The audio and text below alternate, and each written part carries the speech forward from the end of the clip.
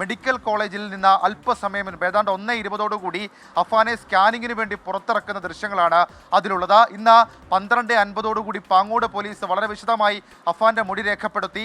സൽമ ബീവിയെ കൊലപ്പെടുത്തിയ ആദ്യ കേസിൽ അറസ്റ്റ് രേഖപ്പെടുത്തിയിട്ടുണ്ട്. ഇന്ന് തന്നെ ഒരു പക്ഷേ തെളിവെടുപ്പിന് കൊണ്ടുപോകും എന്നുള്ളതായിരുന്നു പോലീസിൽ നിന്ന് ലഭിച്ച വിവരമെങ്കിലും മെഡിക്കൽ ബോർഡിന്റെ യോഗം വൈകിട്ടാണ് ചേരുക. ആ യോഗത്തിന് ശേഷം ഡിസ്ചാർജ് സംബന്ധിച്ചിട്ടുള്ളൊരു തീരുമാനമെടുക്കും. അങ്ങനെയാണെങ്കിൽ ഒരു പക്ഷേ ഇന്ന് വൈകിട്ടോടുകൂടിയോ അതല്ലെങ്കിൽ നാളെ കൊണ്ടോ തെളിവെടുപ്പ് ആദ്യ കേസിലെ തെളിവെടുപ്പ് നടത്തും. പിന്നീടായിരിക്കും വെഞ്ഞാറമൂട്ടിലെ കേസുകളിൽ വെഞ്ഞാറമൂട് പോലീസ് സ്റ്റേഷൻ പരിധിയിൽ നടന്ന കൊലപാതക കേസുകളിൽ പോലീസ് അറസ്റ്റ് രേഖപ്പെടുത്തുക. ഏതായാലും അങ്ങനെയുള്ള നിർണായകമായിട്ടുള്ള ചില നീക്കങ്ങൾ നടന്നൊരു ദിവസമായി ഇന്നത്തെ ദിവസത്തെ കാണാം. വെഞ്ഞാറമൂട് കൂട്ടക്കൊലപാതകവുമായി ബന്ധപ്പെട്ട കൂടുതൽ തെളിവ് ശേഖരണത്തിലേക്ക് പോലീസ് കടന്നിരിക്കുകയാണ്. സാമ്പത്തിക ബാധ്യത ഭാവി ജീവിതം വഴിമുട്ടിക്കുമെന്നുള്ള നിരാശയിൽ അഫാൻ നടത്തിയ കൊലപാതകം എന്നുള്ളതാണ് പോലീസിന്റെ ഈ ഇപ്പോൾ അഫാന്റെ ആരോഗ്യനിലയെ കുറിച്ച് എന്താണ് ആശുപത്രിയിൽ നിന്ന് ലഭിക്കുന്ന വിവരം? ഇയാളെ ഉടൻ തന്നെ ഡിസ്ചാർജ് ചെയ്യാനുള്ള സാധ്യത എത്രത്തോളമുണ്ട്?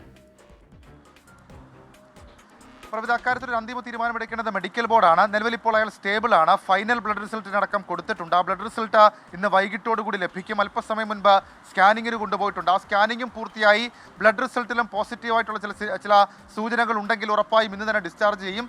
ഒരുപക്ഷെ ഇന്ന് രാത്രി കൂടി ആശുപത്രിക്കുള്ളിലെ മെഡിക്കൽ സെല്ലിൽ സൂക്ഷിച്ച ശേഷം നാളെയായിരിക്കും കോടതിയിലേക്കോ അതല്ലെങ്കിൽ തെളിവെടുപ്പിനോ പോലീസ് കൊണ്ടുപോവുക. പ്രവിധ ഷഫീദ, അതുപോലെ തന്നെ ഈ പെൺകുട്ടിയുടെ വീട്ടിൽ ട്യൂഷന് പോകുന്നു എന്ന് പറഞ്ഞാണ് ഇറങ്ങുന്നത്. പക്ഷേ ഈ വീട്ടിലേക്കുള്ള വഴിയൊക്കെ അത്യാവശ്യം നന്നായി അറിയാം. അപ്പോൾ മുൻപ് ഈ വീട്ടിൽ ഫർസാന വന്നിരുന്നോ?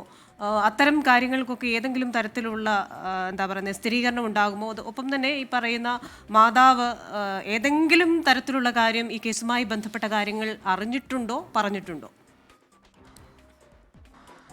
ക്രിസ്ത്യന, അഫാനും ഫർസാനയുമായി മുൻപും അടുപ്പമുണ്ടായിരുന്നു. ഇരുവരും തമ്മിൽ നിത്യേന സ്ഥിരമായി കാണുന്നവരാണെന്നുള്ള കാര്യം പോലീസ് ഈ ഫർസാനയുടെ വീട്ടുകാരുടെ മൊഴികളിൽ നിന്ന് തന്നെ സ്ഥിരീകരിച്ചിട്ടുണ്ട്. കാരണം ഫർസാനയുടെ വീട്ടിലേക്കൊക്കെ അഫാൻ എത്താറുണ്ടായിരുന്നു, അഫാന്റെ വീട്ടിൽ ഫർസാനയും എത്താറുണ്ടായിരുന്നു. അപ്പോൾ അവർ തമ്മിൽ വലിയ അടുപ്പമുണ്ട്. മാത്രമല്ല അഫാന്റെ വീട് പരിസരങ്ങളെക്കുറിച്ച് ഫർസാനയ്ക്ക് അറിയുകയും ചെയ്യാം. കാരണം ഈ അഫാന്റെ കൊലപാതകങ്ങൾ നടത്തിയിട്ടുള്ള വീട്ടിൽ നിന്നും ഫർസാനയിലേക്ക്, മുക്കന്നൂരിലെ ഫർസാനയുടെ വീട്ടിലേക്ക് ഏതാണ്ട് 4 കിലോമീറ്റർ മാത്രമാണ് ദൂരമുള്ളത്. മാത്രമല്ല ഇവർ പഠിച്ച സ്കൂളുകളൊക്കെ അടുത്തടുത്ത് തന്നെയാണ്. അപ്പോൾ ആ പരിസരം കേന്ദ്രീകരിച്ച് ഇവർക്ക് രണ്ടുപേർക്കും ധാരണയുണ്ട്. അതുകൊണ്ട് തന്നെയാണ് ഫർസാനയെ നടന്ന് വീട്ടിലേക്ക് വരാൻ അഫാൻ നിർബന്ധിച്ചത്. മാത്രവുമല്ല ഈ ഫർസാന ഇങ്ങനെ നടന്നു വരുമ്പോൾ ആ റോഡിൽ കൂടി തന്നെ ഒരുപക്ഷെ ഇയാൾ വെഞ്ഞാറമൂട്ടിലെ ബാറിലിരുന്ന് മദ്യപിക്കുകയായിരുന്നു. ഫർസാന മുക്കന്നൂരിലെ വീട്ടിൽ നിന്ന് നടന്ന് ഈ വീടിൻ്റെ ഭാഗത്തേക്ക് എത്തുന്നത് വരെ. അപ്പോൾ ആ സമയത്തിനിടയിൽ ഇയാൾ മദ്യപാനം അവസാനിപ്പിച്ച് അവിടെ നിന്ന് മദ്യവും വാങ്ങി സ്വന്തം വീട്ടിലേക്ക്, പേരുമലയിലെ വീട്ടിലേക്ക് വരുന്നതാണ് ആ ദൃശ്യങ്ങളിൽ കാണുന്നത്. അപ്പോൾ ആ റോഡ് സൈഡിൽ കൂടി ഫർസാനയും നടന്നു പോകുന്നത് കാണാം. ഇതിനു മുൻപ് ഫർസാന മുക്കന്നൂരിലെ റോഡിൽ കൂടി നടന്നു വരുന്ന CCTV ദൃശ്യങ്ങളും പോലീസ് ശേഖരിച്ചിട്ടുണ്ട്. അതാണ് ക്രിസ്ത്യന ചോദിച്ച ഒന്നാമത്തെ ചോദ്യത്തിനുള്ള മറുപടി. ഇത് രണ്ടാമത്തെ ചോദ്യത്തിനുള്ള മറുപടി. നിലവിൽ ഇപ്പോൾ ഷെമി വെഞ്ഞാറമൂട് ഗോകുലം ആശുപത്രിയിൽ ചികിത്സയിൽ തുടരുകയാണ്. ഇന്നലത്തേക്കാൾ സ്റ്റേബിൾ എന്നുള്ളതാണ് മെഡിക്കൽ സംഘം ഇന്ന് അറിയിച്ചിരിക്കുന്ന വിവരം. ഇവരുടെ മൊഴി രേഖപ്പെടുത്തുന്ന കാര്യത്തിൽ, വിശദമായ മൊഴി ഈ വിഷയത്തിൽ രേഖപ്പെടുത്തുന്ന കാര്യത്തിൽ ഡോക്ടർമാരുടെ ഒരു സൂചന, ഒരു പെർമിഷൻ കൂടി വേണം. ആ പെർമിഷന് വേണ്ടി കാത്തിരിക്കുകയാണ് പോലീസ്. ഒരു പക്ഷേ ഇന്ന് വൈകിട്ടോടുകൂടി ഷെമിയുടെ മൊഴി രേഖപ്പെടുത്തുന്ന കാര്യങ്ങളിലേക്ക് കടക്കും. മറ്റു ചില വിവരങ്ങൾ, അവ്യക്തമായ ചില വിവരങ്ങളൊക്കെ പുറത്തു വരുന്നുണ്ട്. പക്ഷേ അതൊന്നും പോലീസ് സ്ഥിരീകരിക്കുന്നില്ല. കാരണം ഈ ഷെമി കണ്ണു തുറന്ന് ആരോടൊക്കെയോ മക്കളെക്കുറിച്ച് ചോദിച്ചിട്ടുണ്ട് എന്നുള്ള തരത്തിലുള്ള കാര്യങ്ങളൊക്കെ വരുന്നുണ്ട്. പക്ഷേ ഡോക്ടർമാരുടെ സംഘം ആ വിഷയത്തിൽ പറയുന്നത് ഇവർ ആദ്യം കോൺഷ്യസ് ആയിരുന്നില്ല. അപ്പോൾ ആ സമയത്ത് ചില കാര്യങ്ങൾ ചോദിച്ചതിനപ്പുറത്തേക്ക് ഇന്നലെയാണ് അവർ ഈ ഒരു പാതി ബോധത്തിലെങ്കിലും എത്തിയത്. അപ്പോൾ അവർ ഈ ആരോഗ്യ സംബന്ധമായ കാര്യങ്ങളെക്കുറിച്ച് മറുപടി പറയുന്നുണ്ട്. മറ്റ് കാര്യങ്ങളെക്കുറിച്ച് ചോദിക്കേണ്ടത് ഡോക്ടർമാരല്ല, പോലീസ് സംഘമാണ്. അത് മൊഴി രേഖപ്പെടുത്തുന്ന ഘട്ടത്തിൽ മാത്രമായിരിക്കും പോലീസ് ചോദിച്ച് വ്യക്തത വരുത്തുക. ക്രിസ്ത്യന, അതുപോലെ തന്നെ ഷഫീദ്, ഈ കൊലപാതകം ആസൂത്രിതമാണെന്ന് തെളിയിക്കുന്ന നിരവധി തെളിവുകളായിരിക്കുമല്ലോ ഇപ്പോൾ പോലീസ് ശേഖരിക്കാൻ ശ്രമിക്കുക. ഇപ്പോൾ അതിൽ തന്നെ ഏറെ നിർണായകമല്ലേ ഫർസാന ഈ വീട്ടിലേക്ക് വരുന്നു, ഫർസാനയെ വിളിച്ചു വരുത്തുന്നു. അപ്പോൾ ഈ CCTV ദൃശ്യങ്ങൾ അതിനൊക്കെ എത്രത്തോളം ശക്തി പകരുന്നതാണ് അങ്ങനെയുള്ള സംശയങ്ങൾക്ക്? പ്രവിധ, ഈ കേസിന്റെ അന്വേഷണത്തിൽ പോലീസിന് എങ്ങനെയാണ് ഈ കൊലപാതകം നടന്നത്, ആദ്യം എവിടെ ആക്രമണം നടത്തി, അതടക്കമുള്ള കാര്യങ്ങളിൽ ഒരു ടൈം ലൈൻ മാച്ച് ചെയ്യണം. ആ ടൈം ലൈനാണ് ഈ CCTV ദൃശ്യം എന്നുള്ള കാര്യത്തിൽ സംശയം വേണ്ട. ഈ കേസിൽ നിർണായകമാകാൻ പോകുന്നതും ഈ CCTV ടൈം ലൈൻ തന്നെയായിരിക്കും. കാരണം പേരുമലയിലെ വീട്ടിൽ അമ്മയെ ആക്രമിച്ച ശേഷം നേരെ പോകുന്നത് പാങ്ങോടേക്ക്. ആ സമയത്തെ CCTV ദൃശ്യം കിട്ടിയിട്ടുണ്ട്. പാങ്ങോട് നിന്ന് തിരിച്ച് വീണ്ടും സൽമ ബീവിയെ കൊലപ്പെടുത്തിയ ശേഷം വെഞ്ഞാറമൂട് ടൗണിലേക്ക് വരുന്നുണ്ട്. ആ CCTV കളക്ട് ചെയ്തിട്ടുണ്ട്. വെഞ്ഞാറമൂട് ടൗണിലെ ഇയാളുടെ നീക്കങ്ങൾ സംബന്ധിച്ചുള്ള നിർണായക സൂചനകൾ, അത് CCTV പുറത്തു വന്നിട്ടില്ല, അത് കിട്ടിയിട്ടുണ്ട്. ശേഷം ഇയാളുടെ ഫോണിൽ ആ CCTVയുമായി ജോയിൻ ചെയ്യുന്ന സമയത്ത് ലത്തീഫിന്റെ ഫോൺ കോൾ, അതായത് പിതൃ സഹോദരൻ അഫാൻ കൊലപ്പെടുത്തിയ ലത്തീഫിന്റെ ഫോൺ വന്നു എന്നുള്ള കാര്യം പോലീസ് സ്ഥിരീകരിക്കുന്നുണ്ട്.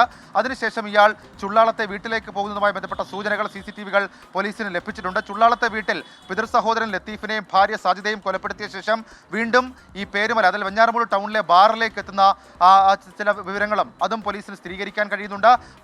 ഒരു ബാറിലെ CCTV ദൃശ്യങ്ങളിൽ നിന്ന് ഈ അഫാൻ എന്ന് സംശയിക്കുന്ന ഒരാളുടെ CCTV പോലീസ് കളക്ട് ചെയ്തിട്ടുണ്ട്. അതിനുശേഷം ഇപ്പോൾ നമ്മൾ കണ്ടുകൊണ്ടിരിക്കുന്ന ഈ CCTV അത് ഒരു പക്ഷേ വെഞ്ഞാറമൂട് ടൗണിലെ ബാറിൽ നിന്ന് മദ്യപിച്ച ശേഷം പേരുമലയിലെ വീട്ടിലേക്ക് ഫർഹാനെ ക്ഷണിച്ച ശേഷം ഈ അഫാൻ പിന്നാലെ പോകുന്നതാണ് ആ ദൃശ്യങ്ങൾ. അതുണ്ട്.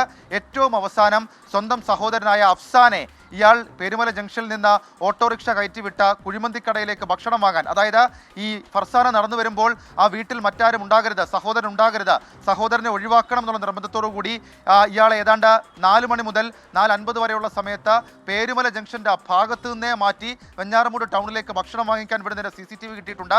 അങ്ങനെ ആ CCTV ദൃശ്യങ്ങളൊക്കെ ക്രോസ് മാച്ച് ചെയ്യുന്നുണ്ട് എന്നുള്ളതാണ് ഇതിലെ തെളിവ് ശേഖരണത്തിന്റെ ഏറ്റവും നിർണായകമായിട്ടുള്ള കാര്യം. ഇനി രണ്ടാമത്തേത് പ്രവിധ സൂചിപ്പിച്ചതുപോലെ ആസൂത്രിതമായ ശ്രമമാണ് നടന്നതെന്നുള്ള കാര്യം സ്ഥിരീകരിക്കാൻ പോലീസിന് മറ്റു ചില വിവരങ്ങളുണ്ട്. അതിൽ ഏറ്റവും നിർണായകം അഫാന്റെ മൊഴി തന്നെയാണ്. അഫാൻ തന്നെ പറഞ്ഞു, തങ്ങൾ കൂട്ട ആത്മഹത്യക്ക് കുടുംബം ഒന്നാകി, അതായത് മാതാവും സഹോദരനും താനും കൂട്ട ആത്മഹത്യക്ക് തീരുമാനിച്ചതാണ്. എന്നാൽ കൂട്ട ആത്മഹത്യ ചെയ്താൽ ആരെങ്കിലും ഒരാൾ രക്ഷപ്പെട്ടു പോയേക്കുമോ എന്നുള്ള ആശങ്കയുണ്ടായിരുന്നു.